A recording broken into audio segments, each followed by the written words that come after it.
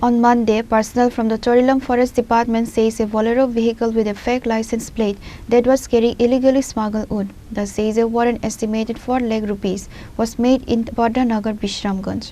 The vehicle and the wood were then taken to the Charilam Forest Office.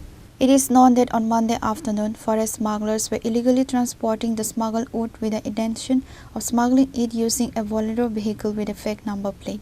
The officials of the Charilam Forest Department chased the vehicle. The forest smugglers abandoned the vehicle along with the smuggled wood in the deep forest of the Nagar area of Bishramganj and fled.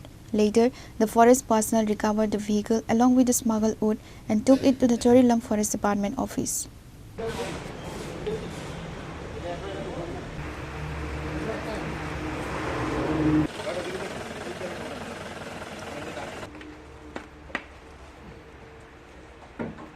It is known that the illegal smuggled wood worth rupees 4 lakh. A case has been filed regarding this matter and the forest officials have initiated an investigation to identify those involved in the incident.